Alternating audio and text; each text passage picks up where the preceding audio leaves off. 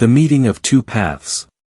The courtroom, usually a stage for order and precision, was alive with an undercurrent of anticipation that morning. Lawyers shuffled stacks of papers, leaning toward their clients with whispered advice, while the spectators murmured quietly among themselves. The scent of polished oak and old books lingered in the air, a sensory backdrop to the lives about to be dissected under the stern gaze of justice. At the heart of the courtroom sat Judge Eleanor Hayes, her black robes draped impeccably over her chair, her gavel within easy reach on the bench. With a practiced calm, she scanned the docket before her. The names and charges were familiar in theme: theft, disorderly conduct, assault.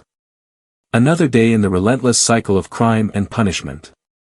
Eleanor's life had been meticulously crafted for this role. Her rise through the legal ranks was a testament to her dedication and discipline. Yet, as she sat there, skimming the latest file, the state of Louisiana versus James Anderson, she felt a twinge of something she couldn't place. She read the charges: assault, robbery, resisting arrest. Her lips pressed into a thin line as she braced for another glimpse into a life gone astray. The bailiff's voice rang out, breaking through the whispers, "All rise for the Honorable Judge Hayes." The room stood as one, a sea of quiet reverence. Eleanor gave a small nod, signaling everyone to be seated. She exhaled and motioned for the case to proceed. "Call the defendant," the bailiff said. The doors at the back of the courtroom creaked open, and a figure emerged, shackled at the wrists and ankles. Eleanor glanced up out of habit, and froze. Her grip on her gavel tightened instinctively, and for a moment, she forgot how to breathe. James Anderson. The name on the docket was no longer just a name. It was the embodiment of memories she had long buried, a floodgate of emotions she hadn't opened in decades. The man standing before her, his shoulders hunched and face weathered by time and hardship, wasn't just a defendant. He was James, her James, the boy she had shared a childhood with in the small, divided town of Hammond, Louisiana. Eleanor's chest tightened. She remembered the boy who had fished at the creek behind her house, his laughter contagious, his dreams as bright as the southern sun. But the man before her now was a stranger cloaked in the shadows of a hard life. His once lively eyes had dimmed, though the shape of them, their soulful depth, was unmistakable. James looked up briefly, his gaze locking onto hers. Recognition flickered between them like a lightning bolt. His expression was a mix of shock and resignation, and just as quickly, he looked away, his jaw tightening as if bracing for a blow. "Mr. Anderson," Eleanor managed, her voice wavering only slightly, "you stand accused of assault and robbery. How do you plead?" James's voice, gruff and tinged with weariness, cut through the still air. "Not guilty, Your Honor." Eleanor's heart pounded in her chest. She had presided over countless cases, but none had ever made her question her role quite like this. She swallowed hard, forcing her emotions into the recesses of her mind. Whatever their history, she was a judge, and he was a defendant. The line between them had to remain clear. "Proceed," she said, her voice steadier now. As the prosecutor began to deliver their opening statements, Eleanor's mind drifted, caught in a whirlpool of memories. The bond that shouldn't have been. Hammond, Louisiana, was a town divided, not by geography but by invisible walls of race and class. Eleanor Hayes had grown up on the right side of town in a modest but well-kept house with a white picket fence. Her family wasn't wealthy, but they were respected, their lives governed by unspoken rules of propriety and expectation.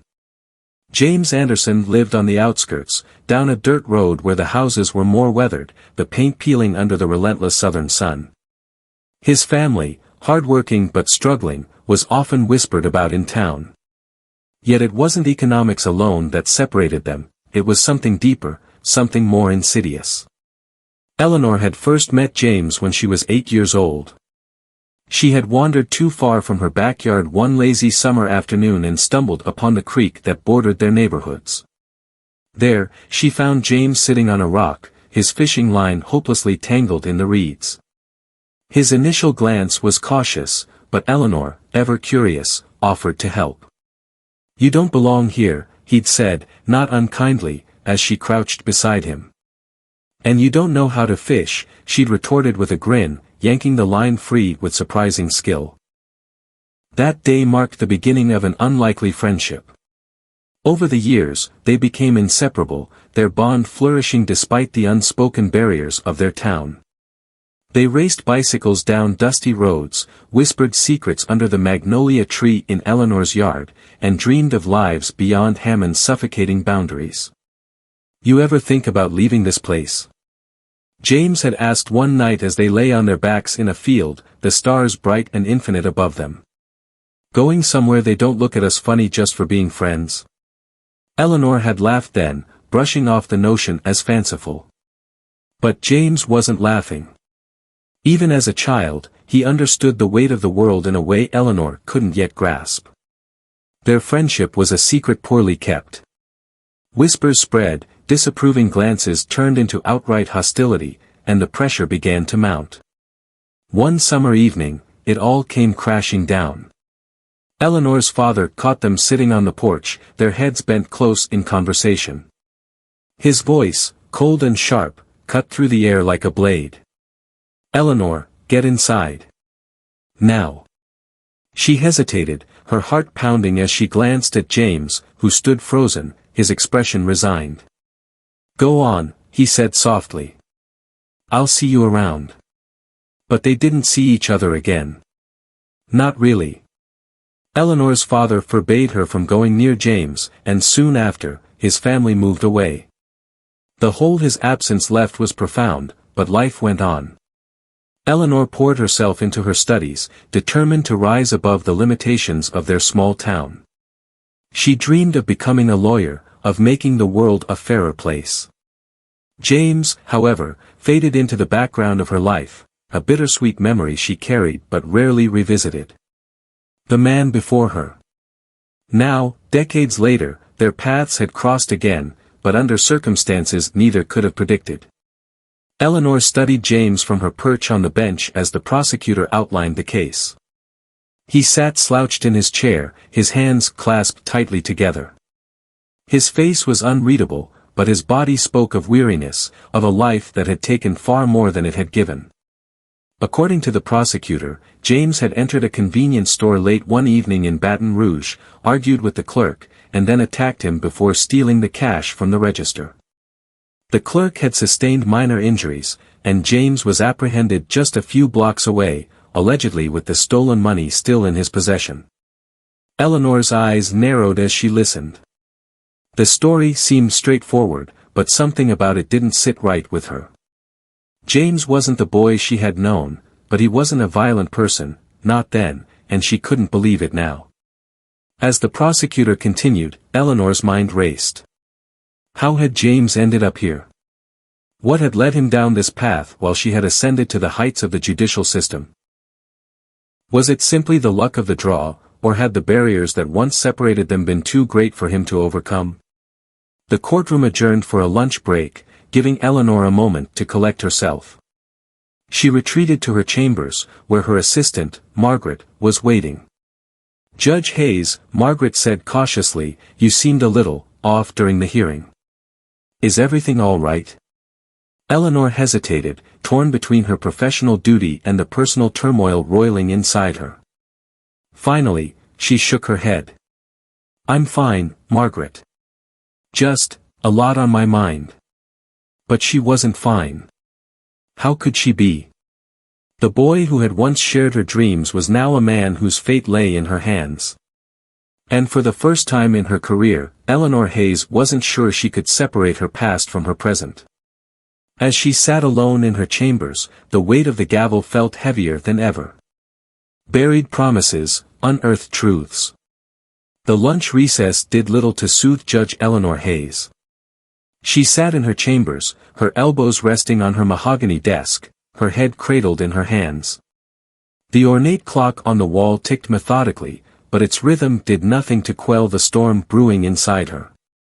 The revelation of James Anderson, the boy who had once been her closest confidant, sitting as a defendant in her courtroom, felt like fate's cruel twist. She leaned back in her chair, closing her eyes, and allowed herself to be taken back to Hammond, Louisiana, to the summer when she and James had promised each other the world. Their friendship had been simple and untainted by the weight of adult prejudices, at least at first. She remembered James's crooked grin, his quick wit, and the way he always seemed to find joy in the smallest things, like skipping stones or spotting constellations on humid summer nights. But those summers had given way to a harsher reality, one where their friendship was no longer innocent in the eyes of others. By the time Eleanor turned 13, the unspoken rules of their divided town were made explicitly clear. It wasn't just her father's anger or the whispers from her neighbors, it was the realization that their bond was viewed as a rebellion, a challenge to a status quo neither of them had the power to change. Eleanor stood abruptly, pushing away from her desk. The memories were a distraction, a dangerous one, but the tightness in her chest refused to loosen. She knew she needed answers, not just for the trial but for herself. The weight of justice. By the time the courtroom reconvened, Eleanor had steeled herself, though the effort to appear composed was palpable. She resumed her seat at the bench, her face a mask of judicial impartiality, even as her heart threatened to betray her. James was led back into the courtroom, his movements slow and deliberate, as if the shackles weighed heavier on him than they should. He didn't look at her, but she could feel his presence, a ghost from her past that refused to fade. The prosecution continued to present its case, methodically introducing evidence to paint James as a desperate man capable of violence. The store clerk, the alleged victim, took the stand next. He was a young man in his 20s with a nervous demeanor, his hands fidgeting as he adjusted his tie. "Please state your name for the court," the prosecutor, Richard Powell, began. "Andrew Chambers," the man replied, his voice barely above a whisper. "Mr. Chambers, can you recount the events of the evening in question?" Powell asked, his tone confident and practiced. Chambers nodded, swallowing hard. "It was late, close to closing time. A man came in wearing a red hoodie. He looked tense. He argued with the cashier about something, I couldn't hear what. Then, all of a sudden, he jumped over the counter and started hitting the cashier. I tried to help, but he pushed me aside and emptied the register." Powell paced the courtroom, his voice commanding. "And this man, Mr. Chambers, do you see him in this courtroom today?" Chambers hesitated, his eyes darting nervously around the room before landing on James. "Yes. It was him." Eleanor's stomach turned. She had been in courtrooms long enough to sense when a witness was holding something back. Chambers's testimony was detailed, but there was a stiffness to it, a rehearsed quality that set off alarms in her mind. Lisa Porter, James's defense attorney, rose for cross-examination. She was young but poised, her every movement deliberate.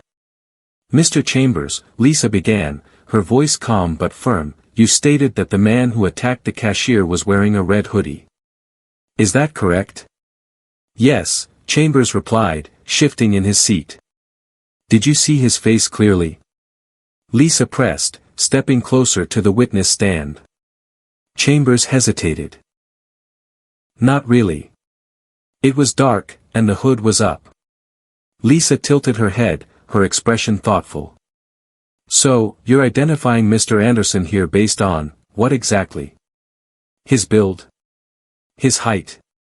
What made you certain it was him?" Chambers glanced at Powell, as if seeking guidance, before answering. "The police said they found him nearby with the money." Lisa's eyes narrowed. "So, to clarify, you didn't actually see the attacker's face clearly, and your identification is based primarily on what the police told you afterward?" The tension in the room thickened. "Well, I guess," Chambers muttered, his earlier confidence faltering.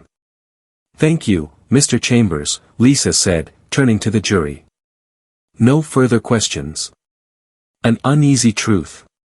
As the trial continued, Eleanor found herself scrutinizing every detail with an intensity that bordered on obsession. The prosecution's case was strong on the surface, but the cracks were beginning to show. Witnesses like Chambers seemed shaky, their accounts inconsistent under cross-examination. Lisa introduced James's work records, which showed he had been employed at a local mechanic shop until just days before the alleged crime. Several co-workers testified to his reliability and calm demeanor, painting a picture starkly at odds with the prosecution's portrayal of him as a violent offender. Still, the evidence wasn't enough to exonerate him outright.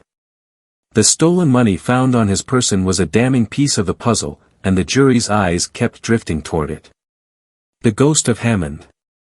During a recess, Eleanor found herself unable to resist the urge to delve deeper into James's life. She summoned Margaret to her chambers. "Get me everything you can on James Anderson," she said, her tone sharper than intended. Margaret blinked in surprise but nodded. "Yes, Judge Hayes." "Anything specific?" "His history, employment, criminal records, anything. And make it discreet." When Margaret returned, she handed Eleanor a manila folder, her expression unreadable. Eleanor opened it carefully, her hands trembling slightly. Inside were the pieces of James's life, laid bare in stark black and white. She learned of his struggles, losing his father at a young age, dropping out of high school to support his mother and siblings, and the series of minor offenses that began in his late teens. There were no violent crimes, just the quiet desperation of a man trying to survive in a world that had given him little to work with. Eleanor's heart ached as she read, each line bringing her closer to the realization that James wasn't the man the prosecution was trying to paint him as. But the question remained, if he didn't commit the crime, how had he ended up with the stolen money? The moment of reckoning. That evening, as she sat alone in her chambers, Eleanor was struck by a memory, one she hadn't thought of in years. It was the night before James's family left Hammond. They had met one last time at their favorite spot by the creek. "Don't forget me," James had said, his voice thick with emotion. "Promise me you won't forget." Eleanor had promised, but life had pulled her away, sweeping her into a world far removed from the boy she had once sworn to remember. Now, sitting in a courtroom where his fate hung in the balance, she realized how much she owed him, not as a judge, but as the person who had once shared his dreams. She knew the trial wasn't just about guilt or innocence. It was about justice, not just for James but for the boy who had once believed the world could be different. And somehow, she had to find a way to do what she had always promised, to have his back, no matter what. The next day would bring revelations neither Eleanor nor James could have anticipated. But for now, she sat in the silence of her chambers, the weight of the gavel feeling heavier than it ever had before. Shadows beneath the surface. The courtroom was shrouded in an almost palpable tension as the trial entered its third day. Reporters filled the benches, their pens scribbling furiously, while the jury watched with guarded eyes. To the public, this was just another headline, another case of crime and consequence. But for Judge Eleanor Hayes, it was far more. The morning began with Eleanor seated at the bench, her gaze trained on the papers before her, though her mind was miles away. She had spent the night wrestling with the contents of James's file and the memories of their childhood that wouldn't leave her.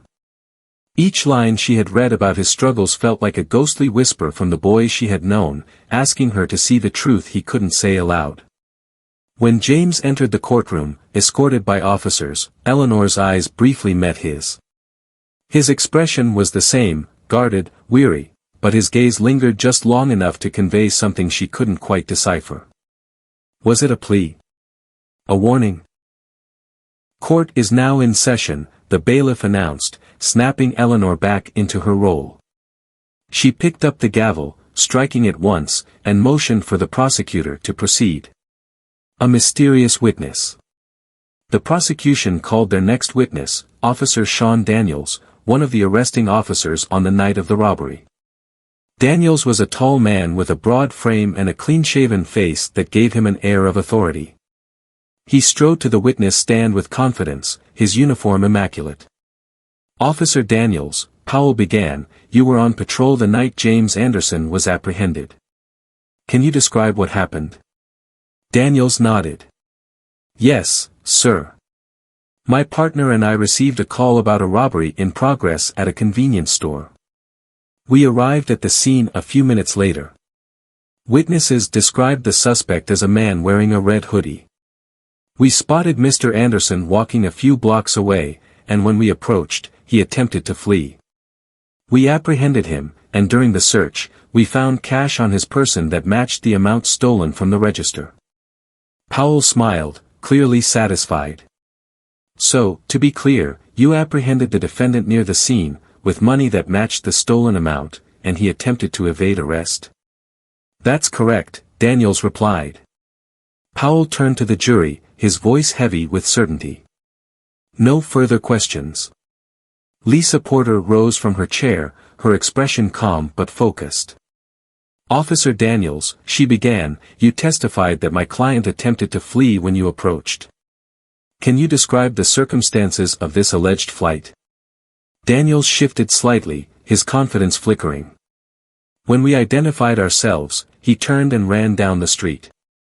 We pursued him for about 2 blocks before detaining him.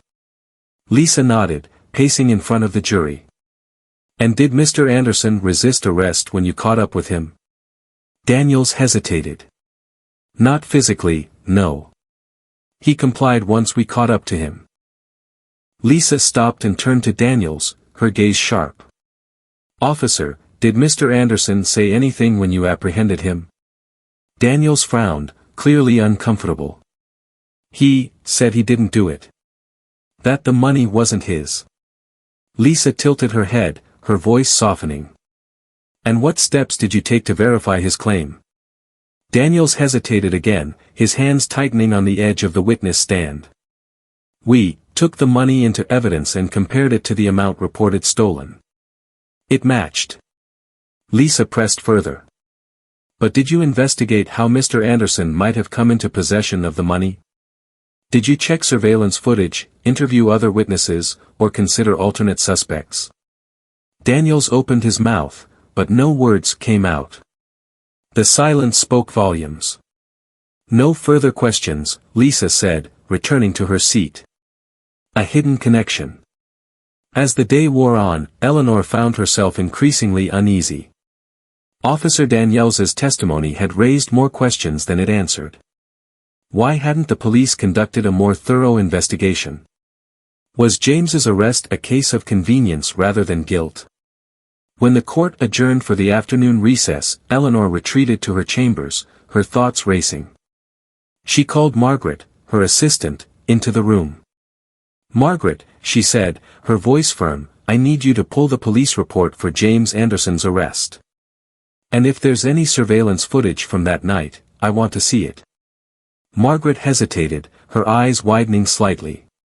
Judge Hayes, are you sure that's appropriate? You're presiding over the case. I'm not interfering, Eleanor interrupted, her tone sharper than she intended. I just need to understand what's going on here. Margaret nodded, retreating quickly to fulfill the request. Eleanor leaned back in her chair, pressing her fingers to her temples. She knew she was walking a fine line, but the nagging feeling in her gut refused to be silenced. Uncovering the past. That evening, as the courtroom emptied and silence fell over the courthouse, Margaret returned with the requested documents and a flash drive. The report and footage, she said quietly, placing them on Eleanor's desk. Eleanor thanked her, waiting until the door closed before diving in. She read the police report first, noting the glaring gaps in detail. Witness statements were vague, and the timeline of events felt disjointed. It was clear that the police had zeroed in on James almost immediately, with little effort to explore other possibilities. Then she opened the surveillance footage. The grainy video showed the interior of the convenience store at the time of the robbery. A man in a red hoodie entered, his face obscured. He moved quickly, vaulting over the counter and scuffling with the cashier before grabbing the cash and fleeing. Eleanor's breath caught. Something about the man's movements felt wrong. He was taller, broader than James, and his gait was different. She rewound the footage, watching it again and again, her mind racing. Could it be that James had been in the wrong place at the wrong time, an easy scapegoat for a rushed investigation. An unexpected visitor. As Eleanor sat lost in thought, a knock on her door startled her. She quickly closed the files and called out, "Come in." To her surprise, Lisa Porter entered, her expression cautious.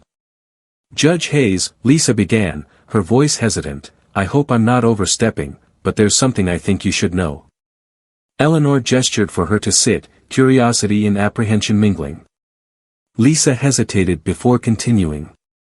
"I've been digging into James's case, and something doesn't add up. The store clerk's testimony, it felt rehearsed, and I've since learned he's received a significant sum of money from an unknown source since the incident. I'm trying to trace it, but..." Eleanor's eyes narrowed. "You think he's been paid off?" Lisa nodded. "It's a possibility. And there's more.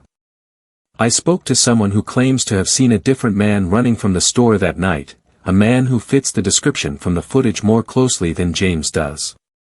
I'm trying to track him down." Eleanor's chest tightened. The threads of the case were unraveling, and she wasn't sure where they would lead. But one thing was becoming clear, James's fate wasn't as straightforward as it seemed. "Keep digging," Eleanor said finally. "And let me know what you find." As Lisa left, Eleanor leaned back in her chair, her mind churning.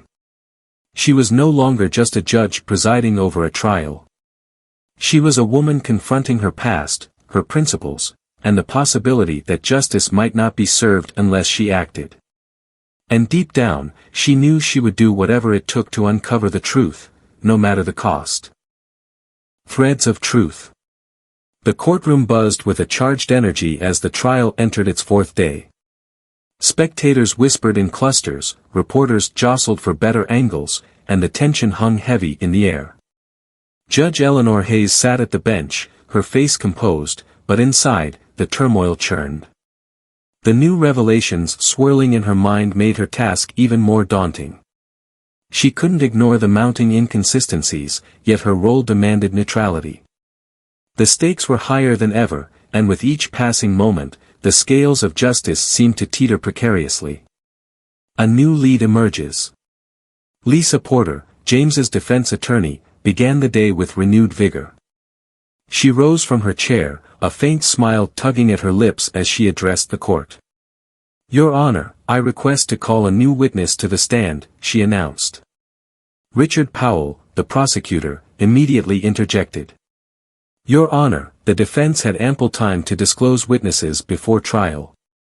Adding one now is highly irregular." Lisa turned to Eleanor, her expression calm but resolute. "Your Honor, this witness came forward just last night with critical information that could exonerate my client.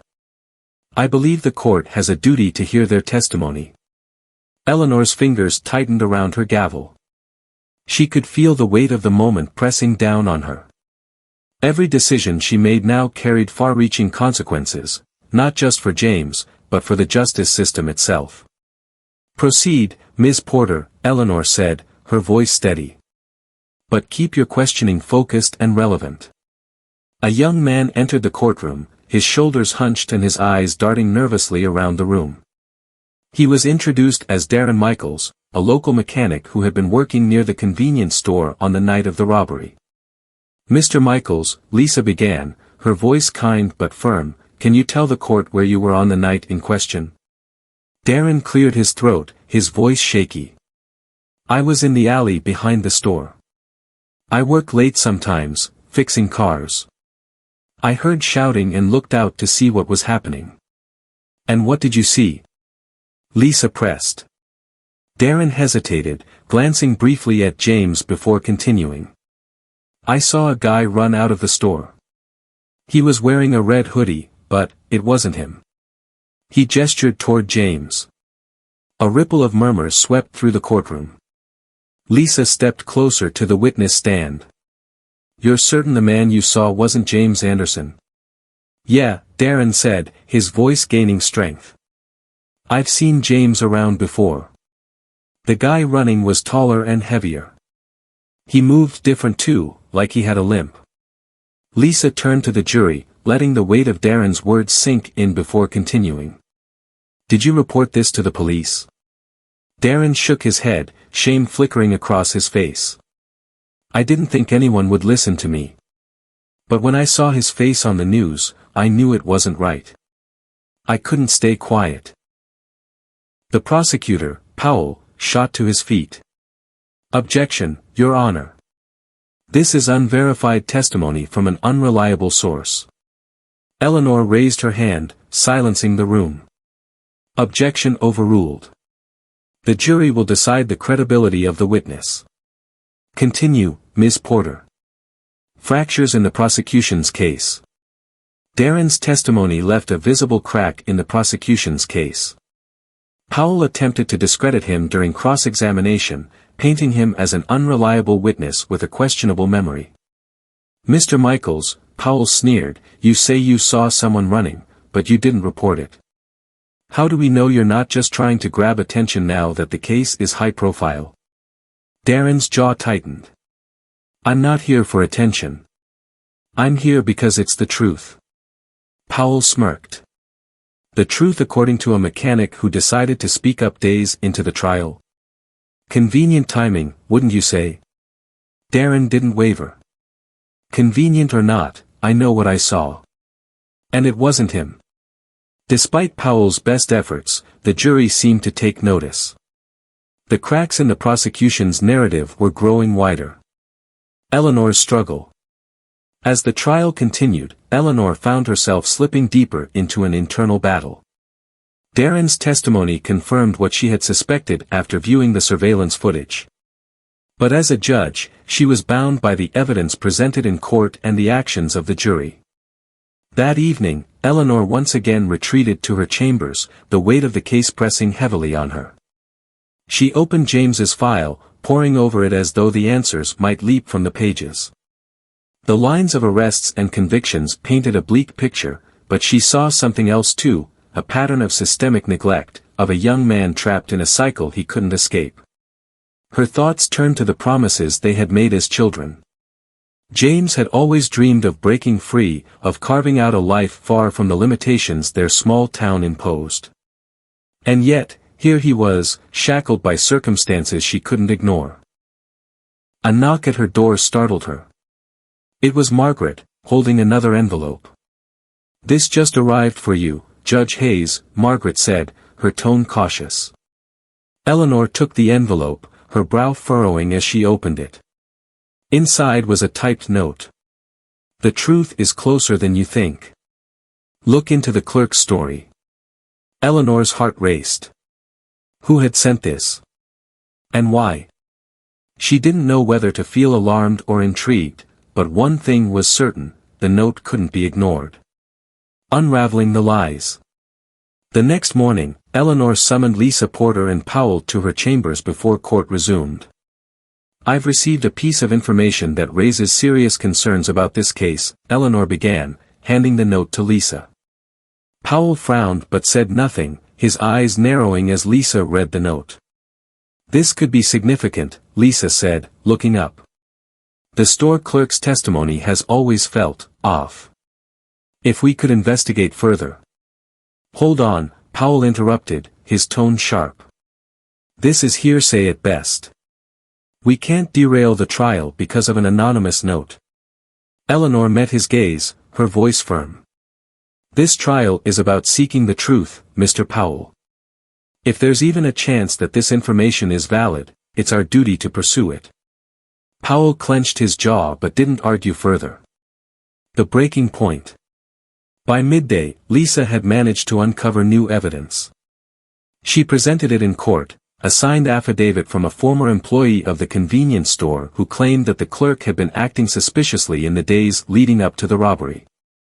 The former employee, a young woman named Carla, testified that the clerk had been seen meeting with a man who matched Darren's description of the real suspect. "He was always nervous," Carla said, her voice trembling. "He said he had debts to pay and needed to make some quick cash. I didn't think much of it at the time, but now I think he was in on it." The courtroom erupted in whispers. Powell objected furiously, calling the testimony speculative, but the damage was done. The jury's doubt was now undeniable. James speaks at last. At Lisa's urging, James finally took the stand in his own defense. His voice was quiet but steady as he recounted his version of events. "I was walking home that night," he said. "I'd just gotten off work and was cutting through the neighborhood. I didn't even know about the robbery until the cop stopped me." When asked why he ran, James hesitated, his eyes meeting Eleanor's for the briefest of moments. "I ran because I was scared," he admitted. "Scared they wouldn't believe me, no matter what I said. That's how it's always been for guys like me." His words hung heavy in the air, resonating with an uncomfortable truth that no one could ignore. Eleanor watched him closely, her heart aching at the vulnerability in his voice. She knew James wasn't just speaking for himself, he was speaking for everyone who had ever been judged before being heard. As the day ended, the jury's faces reflected the growing complexity of the case. The truth was no longer a simple matter of black and white, and Eleanor could feel the tide shifting. But even as the pieces began to fall into place, she couldn't shake the feeling that there was more yet to uncover, and that the fight for justice was far from over. The turning point. The courtroom was silent when the jury filed back into the room, their expressions betraying little about their deliberations. Judge Eleanor Hayes, seated at the bench, maintained her composure even as the tension in the air pressed down like a heavy fog. This moment, though pivotal, wasn't the end of the story. Too many loose threads remained, and Eleanor knew this trial was about far more than a simple verdict. As the foreperson stood to read the jury's decision, Eleanor's thoughts drifted to the labyrinth of clues, revelations, and unexpected turns the trial had unearthed. Even with the evidence laid bare, the truth felt elusive, layered beneath the weight of assumptions, prejudices, and unseen forces. A fractured decision. The foreperson's voice rang clear. "We, the jury, find the defendant, James Anderson, not guilty on the charge of robbery." A wave of relief swept through the defense table. Lisa Porter clasped James's arm briefly, a smile lighting her face. Spectators murmured in hushed tones, while the reporters scribbled frantically. But the foreperson wasn't finished. "However, on the charge of resisting arrest, we find the defendant guilty." The mixed verdict left the courtroom buzzing with confusion. James's shoulders slumped slightly, but there was no anger in his expression, just resignation. Eleanor's gavel struck the bench, calling for order. "Thank you, members of the jury, for your service," she said, her voice calm but firm. Turning to James, she addressed the next steps. "Mr. Anderson, while you have been acquitted of the primary charge, the court must now determine sentencing for the conviction of resisting arrest. We will reconvene tomorrow for that purpose." The court adjourned for the day, and as the room began to empty, Eleanor lingered, her thoughts racing. The verdict didn't feel like justice, not yet. The missing puzzle piece. That evening, Eleanor sat alone in her chambers, poring over the case files again. The note she had received, "Look into the clerk's story," nagged at her. Though the jury had acquitted James of robbery, the testimony against him had still painted a muddled picture. Eleanor dialed her clerk, Margaret, who answered on the second ring. "Margaret, I need you to contact Lisa Porter. Ask if she can meet with me first thing tomorrow morning. There's something about this case that doesn't sit right." Margaret hesitated. "Judge Hayes, is that appropriate? The trial isn't fully over yet." Eleanor's voice softened. "I know, but justice doesn't end with a verdict. Trust me, Margaret, this is important." An unexpected revelation. Lisa arrived at Eleanor's chambers early the next day, a mix of curiosity and concern etched on her face. "Judge Hayes," Lisa began, taking a seat. "What's this about?" Eleanor leaned forward, her expression grave. "Ms. Porter, I believe there's more to this case than either of us initially realized. The note I received suggested looking into the store clerk's story. I need to know, did you uncover anything else about him or his connection to the alleged robbery?" Lisa's eyes narrowed in thought. We dug into his background as much as we could, but nothing concrete tied him to the suspect Darren Michaels described. He did have some financial trouble, but that's hardly enough to prove involvement. What about the store's security footage? Eleanor pressed. Was it ever fully examined? Could it show more than what we've seen in court? Lisa frowned. The footage was incomplete. According to the police report, the cameras outside the store weren't functioning. Only the interior footage was used as evidence, and even that was blurry.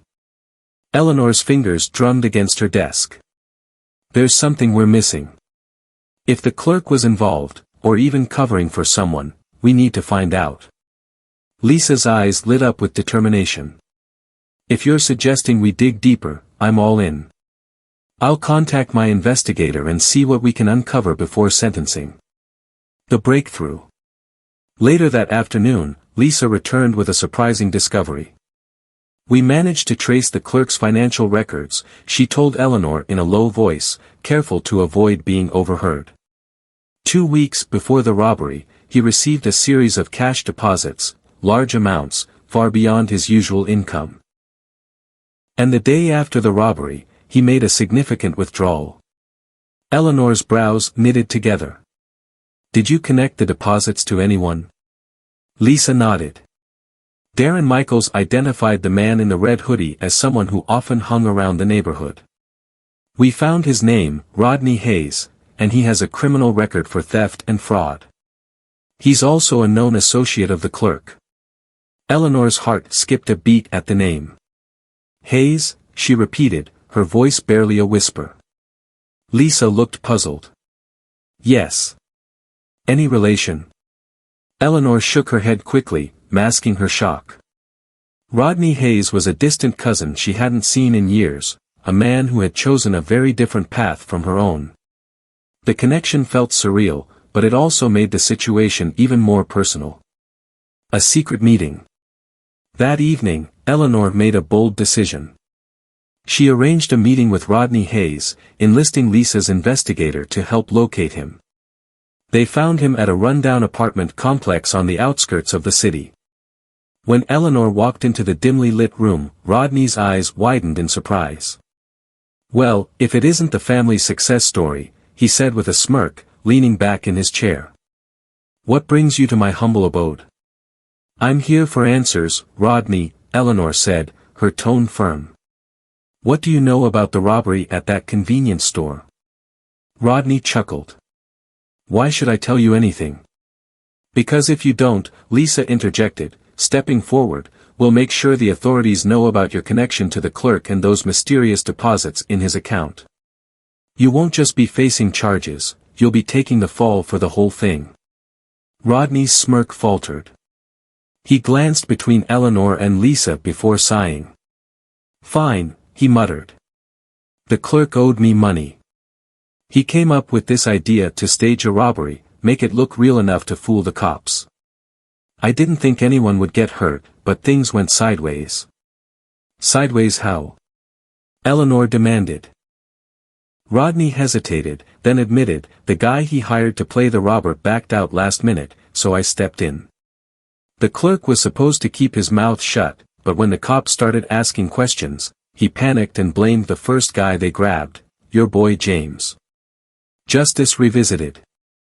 Armed with Rodney's confession, Lisa moved quickly to file a motion to dismiss the resisting arrest charge against James. By the next morning, the evidence was presented in court, and Powell reluctantly agreed to drop all remaining charges. As James was officially declared free, the courtroom erupted in cheers. Eleanor watched from the bench, her heart swelling with relief. For the first time in years, she felt a sense of closure, not just for James, but for herself. Their paths had diverged long ago, but now they had crossed again for a reason. Justice had prevailed, not because of the system, but in spite of its flaws. But Eleanor also knew this wasn't the end. There were still systemic injustices to confront, still lives like James's caught in the gears of a broken machine. And as she banged her gavel to adjourn the court, she silently vowed to do better, not just as a judge, but as a person. The past had shaped her, but it didn't define her. And neither would it define James. Rebuilding bridges. The courtroom was empty now, save for Eleanor Hayes, who lingered at the bench, her gaze drifting to the polished oak of her gavel. The echoes of the past few weeks resonated in her mind, but it wasn't just the verdict or the trial that weighed on her. It was the weight of history, the shared one with James Anderson and the broader injustices the case had revealed. For a fleeting moment, Eleanor allowed herself to reflect on what this case had truly meant, both for her and for James. Freedom, but not without scars. Outside the courthouse, James Anderson stood beneath a clear blue sky, the sunlight bathing his face. Lisa Porter stood beside him, her confident demeanor masking the exhaustion from weeks of preparation. A small crowd had gathered, supporters, journalists, and curious onlookers drawn by the trial's drama and its unexpected twists. James took a deep breath, the air tasting fresher than it had in years. He was free, but freedom came with its own set of challenges. His name had been cleared, but the world wouldn't forget his mugshot on the front pages. The system had released him, but it hadn't absolved him. There was a long road ahead, and he wasn't sure where to start. James, Lisa said, breaking his thoughts. You did it. You held your ground, and justice was served. He turned to her, gratitude shining in his eyes. You're the one who fought for me. I wouldn't be standing here without you. Lisa gave a modest shrug. It was a team effort. But now it's up to you to decide what comes next. Before James could respond, the courthouse doors swung open. Eleanor emerged, her black robe replaced with a simple blazer, her expression unreadable. James straightened, the sight of her rekindling a mix of emotions he couldn't yet name. The conversation they never had. Eleanor approached cautiously, the gravity of the moment sinking in. For weeks, she had kept their shared past locked behind the walls of professionalism. But now, with the trial over, there was no protocol to stop her from speaking her truth. James, she said softly, her voice carrying a mixture of relief and hesitation. He nodded, his gaze meeting hers. Judge Hayes. The title felt strange on his tongue, formal and distant, a stark contrast to the warmth of her name as he'd once known it. You're free now, Eleanor continued, her tone steady. But I know that freedom isn't always the end of the fight. James gave a wry smile. It's not, but it's a start. And I guess I owe you thanks for being fair. Eleanor shook her head. You don't owe me anything. If anything, I owe you an apology, for the years we lost, for not trying harder to stay in touch when we were kids. James's brow furrowed, his posture softening. You were just a kid, Eleanor. We both were. And we were up against things bigger than us. Eleanor took a deep breath. Maybe. But seeing you in that courtroom, it reminded me of the promises we made under that magnolia tree. To always have each other's backs. I failed you back then, James. And I don't want to fail you again. For a moment, James said nothing.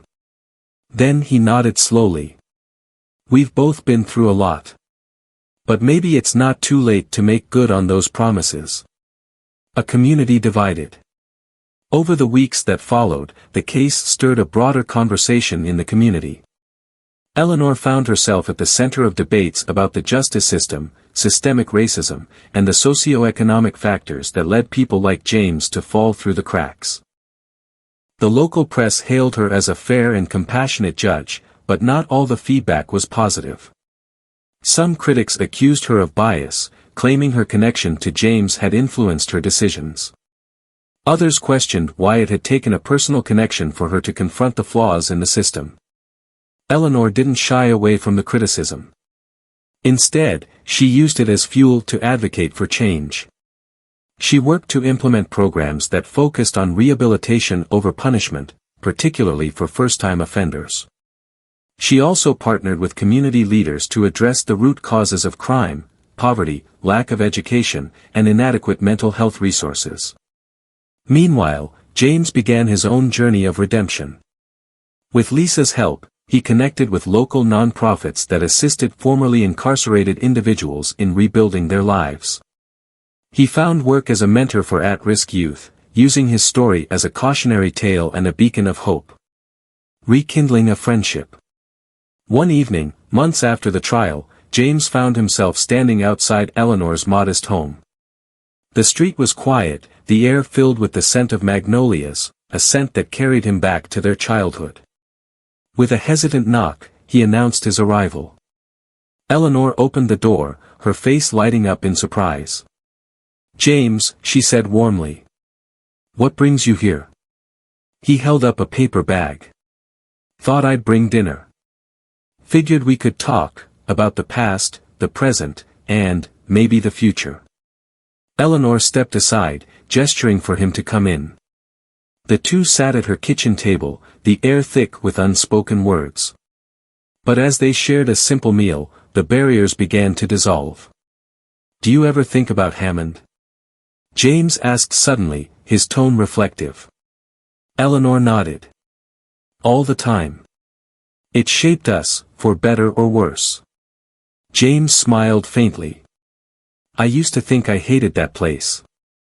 But now I realize it wasn't the place, it was the people who didn't believe in us." Eleanor met his gaze. "And now?" "Now," he said, his voice steady, "I'm trying to be someone the next generation can believe in. Someone they can look up to." Eleanor's heart swelled with pride. "You already are, James. And I want to help. Whatever you need, resources, connections, I'm here." A new chapter. The years that followed were transformative. James became a respected figure in the community, his mentorship program expanding to neighboring towns. Eleanor continued to serve as a judge, her courtroom becoming a symbol of fairness and compassion. Together, they worked to bridge the divides that had once kept them apart. Their friendship, though scarred by time and circumstance, became a source of strength. Underneath the weight of their responsibilities, they found moments of joy, reminiscing about their childhood adventures, debating over whose bike was faster, and dreaming of a better future for the world around them. And though their paths had diverged once, they now walked side by side, proving that even the deepest wounds could heal, and even the most broken systems could change. Together, they honored the promises they had made long ago, turning them into a legacy that would outlast them both.